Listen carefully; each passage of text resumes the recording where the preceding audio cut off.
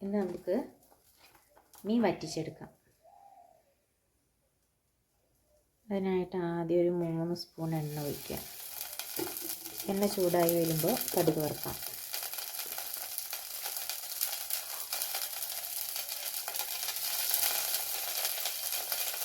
ശേഷം തീ കുറച്ച് വെച്ചിട്ടാണ് ഞാൻ കടുകൊക്കെ വറുക്കുന്നത്. കടുക് നന്നായി പൊട്ടിയ ശേഷം നമുക്ക് അതിലേക്ക് ഉലുവ ചേർക്കാം.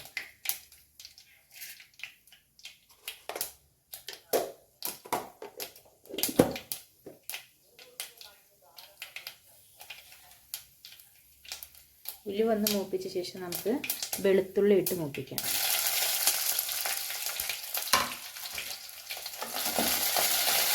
വെളുത്തുള്ളി ഒരു ഗോൾഡൻ കളറൊക്കെ ആയി വരുമ്പോൾ നമുക്ക് അതിൽ ഇഞ്ചി ചേർക്കാം.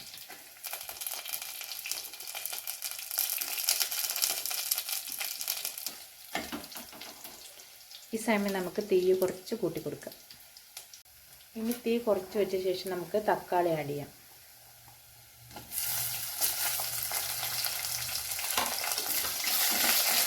തക്കാളി ഒന്നായ ശേഷം നമുക്ക് ഇതിലേക്ക് സവാള ആഡ് ചെയ്യാം.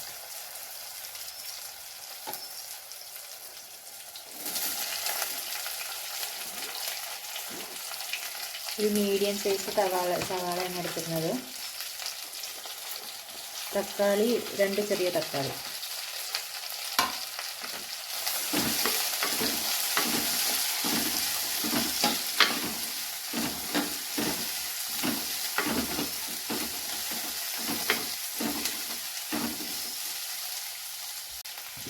ഇനി ഇതിലേക്ക് നമുക്ക് ആവശ്യത്തിന് ഉപ്പ് ചേർക്കാം.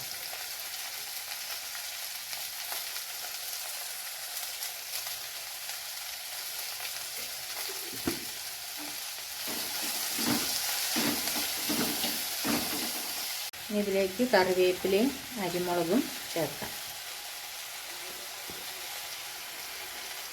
പച്ചമുളക് വേണമെങ്കിൽ ചേർക്കാം. ഇതിൽ അരിമുളക് ഉള്ളതുകൊണ്ട് ഞാൻ അരിമുളക് ചേർക്കാം.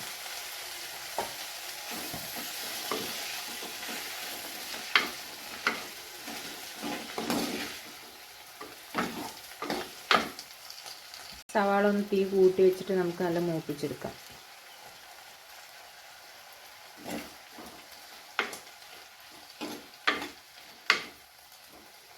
ഈ സമയത്ത് നമുക്ക് കുറച്ച് പെരിഞ്ചീരകം കൂടി ആഡ് ചെയ്യാം.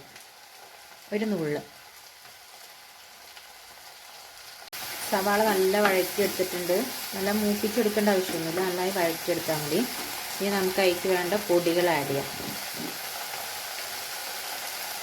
ആദ്യം മഞ്ഞൾപ്പൊടി,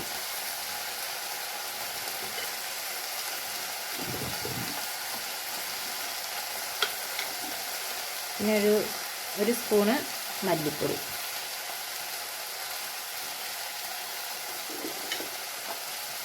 മുളക് പൊടിയാണ് നമ്മളിതിൽ കൂടുതൽ എടുക്കുന്നത്. മുളക് പൊടി ഒരു 2 സ്പൂണ്.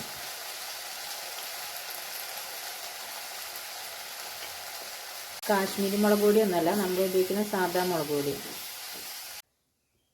പൊടി കുറഞ്ഞ തീയിൽ നന്നായി മൂപ്പിച്ചെടുത്തിട്ടുണ്ട്. ഇനി നമുക്കിതിലേക്ക് ആവശ്യത്തിന് വെള്ളം ഒഴിക്കാം.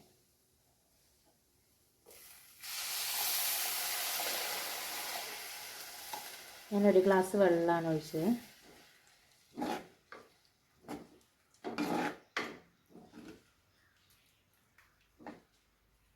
ഞാൻ അതിലേക്ക് കുടംപുളി ചേർക്കാം. ഒരു 4 കുടംപുളി.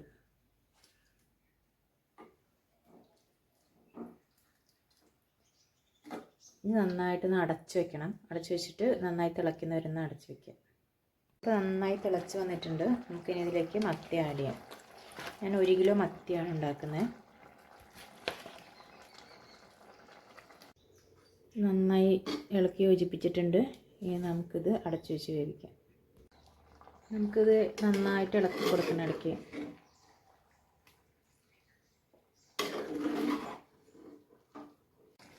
ഇത് നന്നായി വെന്ത് വന്നിട്ടുണ്ടെങ്കിൽ നമുക്ക് അതിലേക്ക് കറിവേപ്പില ചേർക്കാം. കുറച്ച് വെളിച്ചെണ്ണ പച്ച വെളിച്ചെണ്ണയോട് ചേർത്തിട്ട് നമുക്ക് ഫ്ലെയിം ഓഫ് ചെയ്യാം.